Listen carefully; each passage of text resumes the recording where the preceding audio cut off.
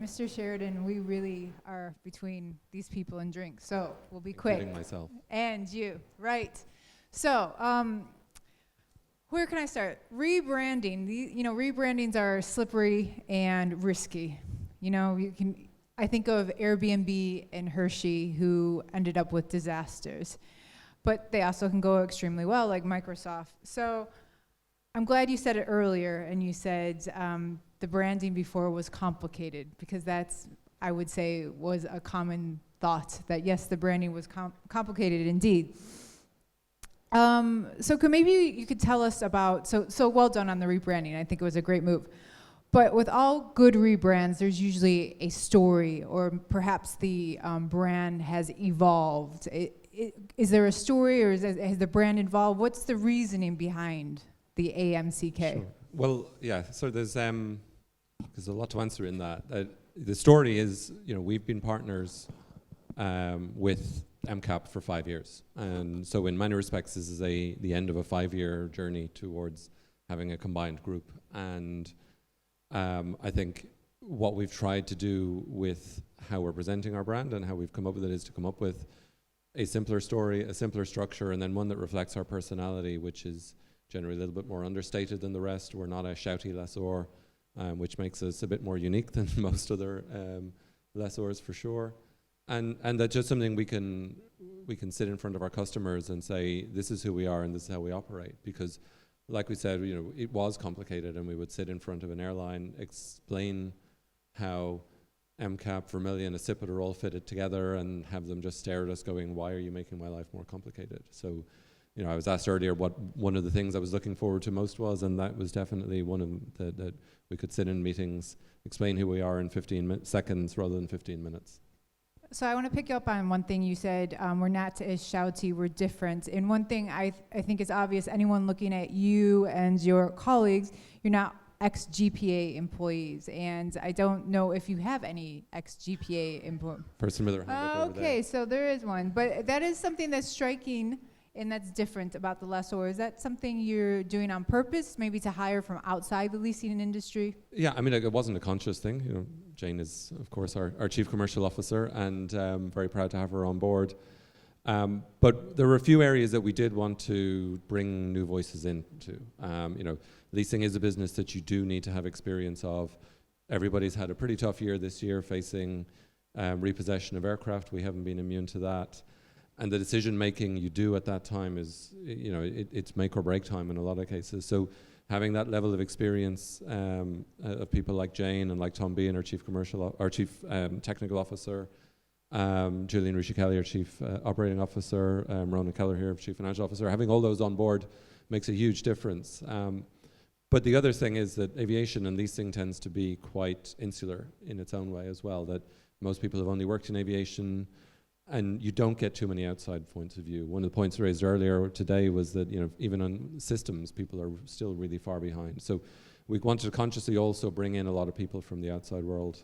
I say the outside world, from non-leasing, and within our our risk team, within our finance team, and a couple of others. We've given people their first leasing job, and train them up with a mandate to say, look, especially in credit risk, if this doesn't look like something you'd expect to see in a broader risk context, then please just say so. We don't want to be caught up in the idea just because it's an airline, it must be treated differently. Great. You're at 145 aircraft. You have 30 on order, 6 billion under management. You have said on record with us that you could get to 200 to 250. How do you plan to do so?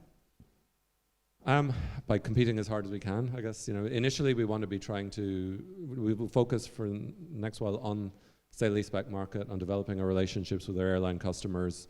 We're still going to bid for portfolios with leasing companies. We don't mind whether it comes from one or the other, but all things being equal, we'll prefer to do a deal with an airline and deepen that relationship. In the market we've had in the last few years, it's been hard to get enough growth to be able to make sure everybody is a little bit behind on their targets when it comes to sale-leaseback. And we will always be cautious and disciplined in how we approach that market. But we are winning deals. Of the 30, it's actually 20 on order, and there's 10 commitments through sale leaseback for deliveries next year. So we will compete as much as we can, but with the same disciplined approach we've always had. And what about the comments earlier that they were talking about the A320neos? There's some compression, and that's easing. Do you agree? Yeah, I mean, I think for certainly the deals we've been bidding on, we're noticing ourselves being more competitive, and we've always set ourselves up to try to be as consistent as we can be through good markets and bad markets, that we're not just trying to be more aggressive in a good market and then just push everything out in a bad market, that we can stay as constant as we can. So when we see ourselves being more competitive and winning deals as we have done this year, then we do take it as a sign that the market is coming back a little bit towards us. And when you expand the portfolio, will you concentrate on narrow-body aircraft? Will you look at different wide-bodies, perhaps? We will look at wide-bodies, but if we're going to pick a deal to be going for and aggressive on, it's going to be a narrow-body deal. I think when... And would you... Okay, so look at narrow-body. So increasing that scope to look at maybe the 220? Yeah, we've been looking at that. Still at the considering it stage. You can see they've made a lot of strides in the last 2 years to expand the lessor ownership, to expand the airline customer group. But I think by nature we're not necessarily early adopters within AMCK. So we're going to leave it to somebody else to pave the way, and we'll try and follow in on their coattails. Right. Okay. Just before the cocktail, I just want to get your comments on a quote today from Peter Chang. He says, the leasing industry is not in a good place. We're facing the worst yield market since CDB started. We are oversupplied. We have corroded our discipline. Case in point, 20 years ago, no self-respecting OEM would have sold 300 aircraft at a time to a single customer. Now this is almost standard. But it's a slippery slope. It's way too risky. We need to stop racing each other like teenagers. Comments? He's on his way out. He's just bitter and he's leaving bitter, or is he's speaking the truth?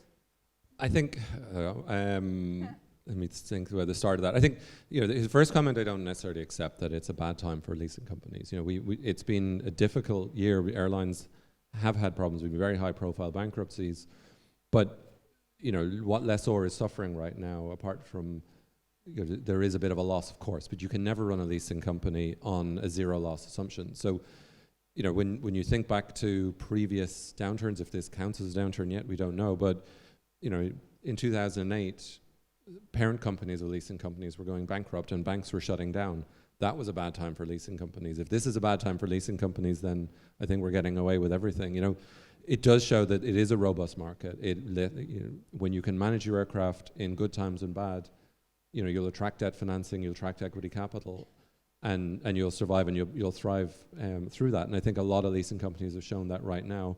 As to competition, I mean, we're not heavily in the ordering business. We place a fairly modest order. It doesn't deliver for a few years, and we're very conscious of the supply-demand imbalances that we've seen in the last few years on the Neo and particularly on the Max. So that's informed a lot of our thinking. Partly back to the point of not being early adopters of these things. There are sometimes benefits in waiting to see what happens. And the rest is, it's competition. It's also people who don't necessarily look outside the leasing world to see.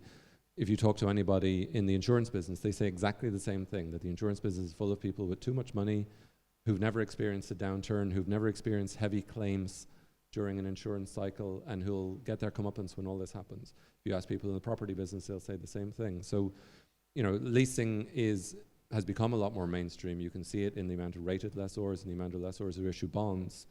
And that means you're then competing much more on a like-for-like basis with other asset classes, with infrastructure, with property, and there's money in all of these areas right now. So that competition is just going to be there. You just have to try and live with it. It's not, we can't just put a halt to it just because we don't like new entrants.